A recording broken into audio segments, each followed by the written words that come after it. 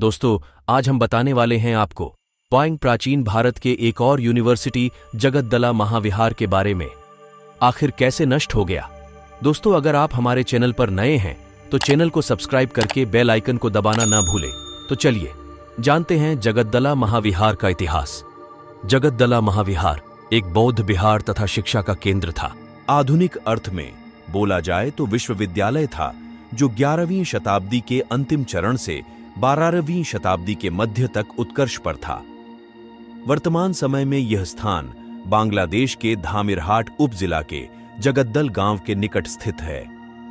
ऐतिहासिक रूप से यह बिहार बंगाल वरेंद्र क्षेत्र के अंतर्गत आता है और भारतीय सीमा के पास ही है और पहाड़पुर के निकट है।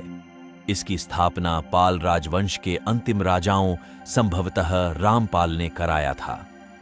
जगद्दला महाविहार 11वीं शताब्दी के अंत 12वीं शताब्दी के मध्य तक एक बौद्ध मठ और वरेंद्र में शिक्षा की सीट थी, जो वर्तमान में बांग्लादेश में उत्तर बंगाल में एक भौगोलिक इकाई है।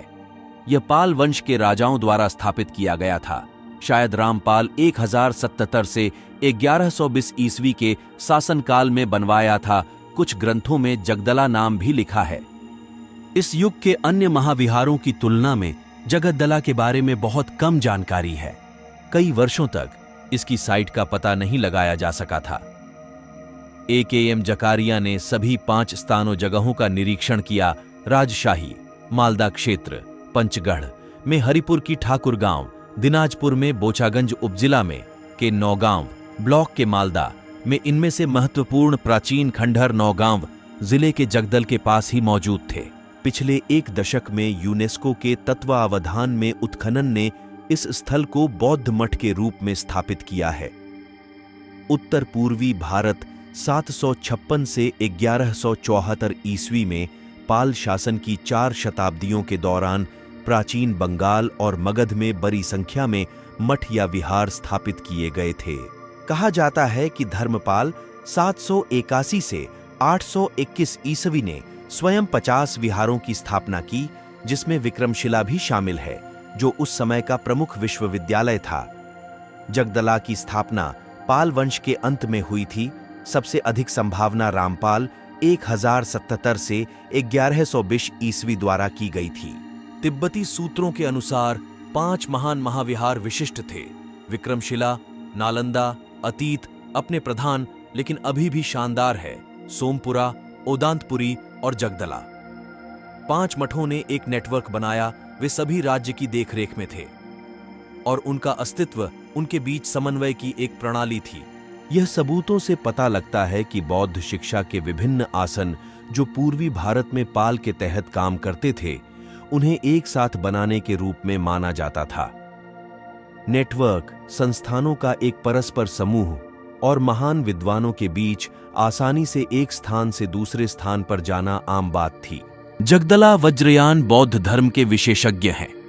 बड़ी संख्या में ग्रंथ जो बाद में कांग्यूर और तेंग्यूर में प्रकट हुए, उन्हें जगदला में रचित या कॉपी किया गया था। यह संभव है कि संस्कृत श्लोक का सबसे पुराना दिनांकित संकलन सुभाति रत्नकोश विद्याकार द्वारा जगदला में 11वीं शताब्दी के अंत या 12वीं की शुरुआत में संकलित किया गया था। शाक्य श्रीभद्र एक कश्मीरी विद्वान थे, जो नालंदा महाविहार के अंतिम मठाधीश थे और बौद्ध धर्म को तिब्बत तक पहुंचाने में सहायक थे। कहा जाता है कि 1204 ईस्वी में जगदला से तिब्बत भाग गए थे, जब मुस्लिम घुसपैठ आक्रमण कर रही थी। इतिहासकार सुकुमार दत्त ने जगदला के अंतिम विनाश को अस्थायी रूप से 1207 ईस्वी रखा है। किसी भी मामले में ऐसा प्रतीत होता है कि यह अंतिम महाविहार पर विजय प्राप्त करने वाला था। 1999 में जगदला को यूनेस्को की विश्व धरोहर स्थलों की सूची में शामिल करने के लिए अस्थायी स्थल के रूप में प्रस्तुत किया गया था। यूनेस्को की रिपोर्ट है कि उत्खनन से पता चला है कि एक व्यापक टीला 105 मीटर लंबा, 85 मीटर चौड़ा है, जिसकी छत 60 सेंटीमीटर मोटा है, जो एक बौद्ध मठ के पुरातात्विक अवशेषों का प्रतिनिधित्व करता है। इसमें टेराकोटा पट्टिकाएं, सजावटी ईंटें, नाखून, एक सोने की पिंड और देवताओं की 3 पत्थर की छवियां शामिल हैं। ऐसा कहा जाता है कि श्रीभद्र उनके शिष्य दानशीला ने 10 पुस्तकों का तिब्बती शाक्य में अनुवाद किया था। श्री भद्र तिब्बत में तांत्रिक बौद्ध धर्म के प्रचार के लिए जिम्मेदार थे। वह जगद्दला में 7 साल तक रहे। 1207 ईस्वी में मुस्लिम आक्रमणकारियों ने जगद्दला को लूट लिया और नष्ट कर दिया। तो दोस्तों, ये कहना गलत नहीं होगा कि ज्ञान के इस मंदिर को बख्तियार खिलजी द्वारा नष्ट कर दिया गया। दोस्तों, अगर ये जानकारी आपको अच्छा लगा तो वीडियो को लाइक करें, चैनल को सब्सक्राइब करके बेल आइकन को दबाना ना भूलें। धन्यवाद।